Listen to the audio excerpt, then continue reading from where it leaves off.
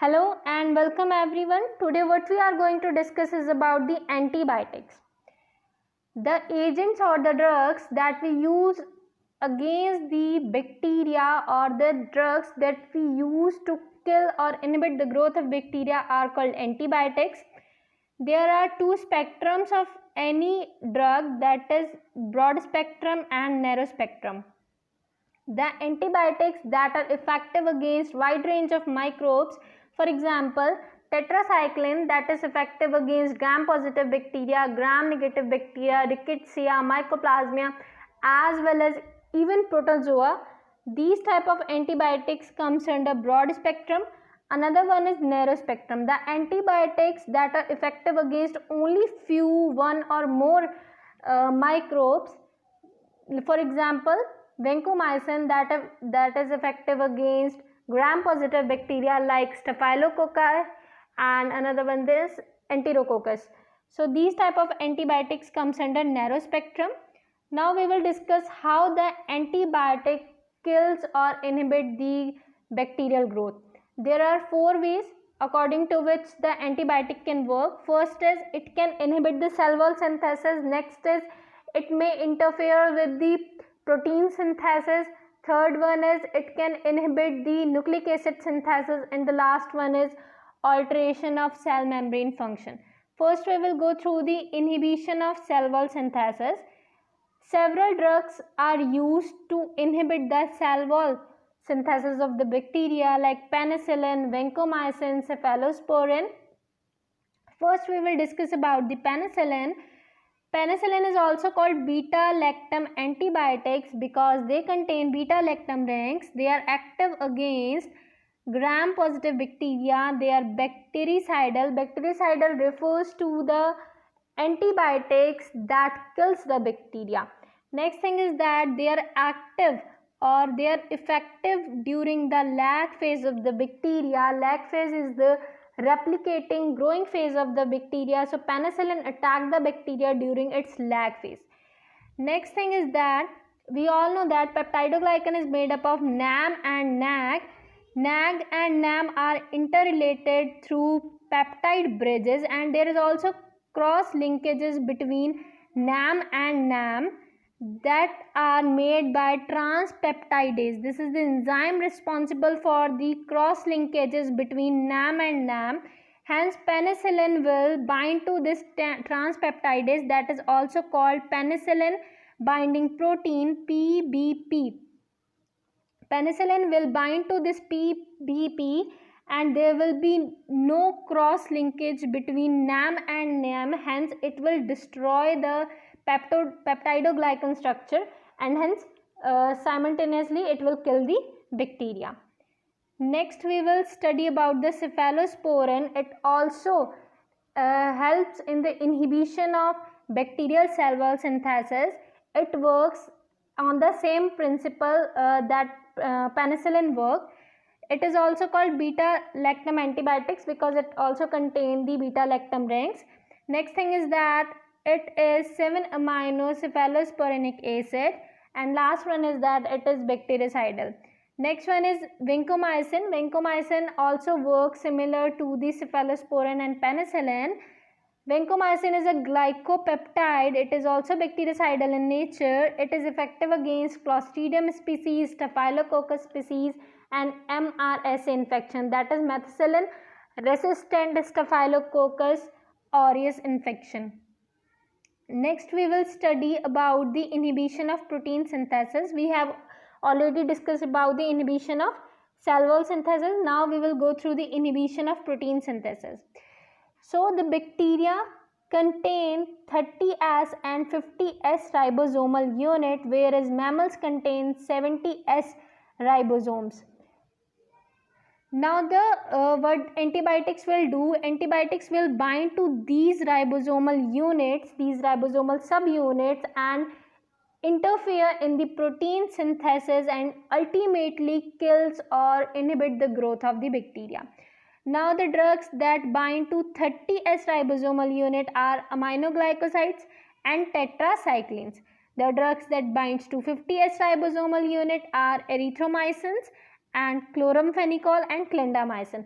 First we will go through the aminoglycosides. Aminoglycoside contains streptomycin, gentamicin, etc. These aminoglycosides will bind to 30S ribosomal subunit. What does it do?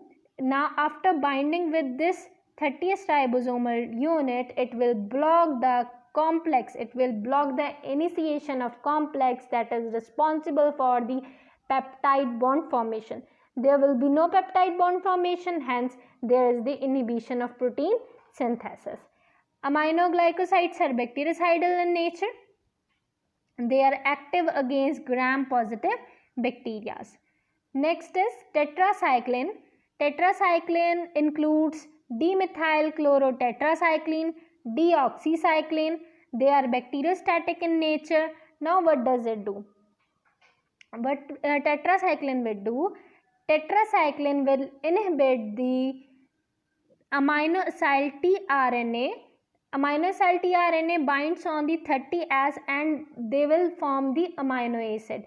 Now what this tetracycline do? Tetracycline will inhibit the linkage or inhibit the bonding between amino acyl tRNA, so there will be no new amino acid formation, hence it will interfere in the protein synthesis. They are highly effective against rickettsial and chlamydal infections. Next is macrolides.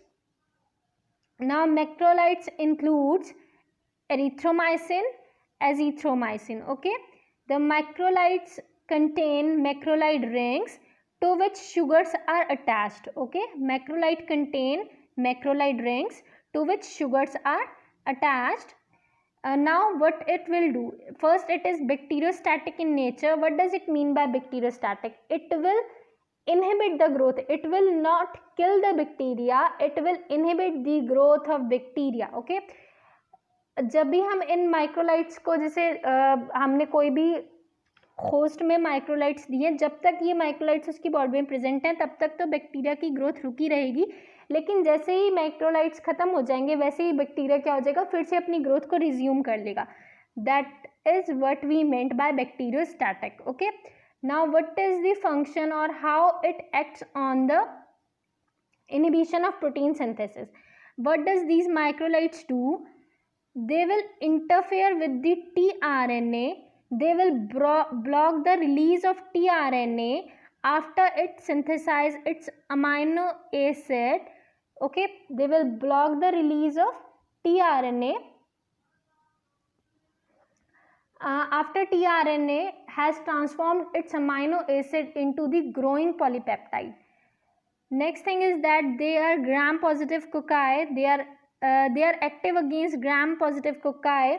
They are active against MRSA, that is methicillin-resistant Staphylococcus aureus and Neisseria species. Next we have is chloramphenicol. Chloramphenicol is bacteriostatic in nature. What does chloramphenicol do? It will bind to the 50S ribosomal unit and block the peptidyl transferase that is responsible for the conversion of amino acid into growing polypeptide. Next is clindamycin. It also works in the same manner as erythromycin work. It will block the release of tRNA after tRNA transferred its amino acid to the growing polypeptide. In this way, they all inhibit the protein synthesis of the bacteria. Next is inhibition of nucleic acid synthesis.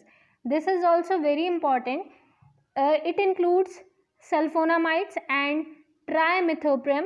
These are two antibiotics that we use to inhibit the nucleic acid synthesis.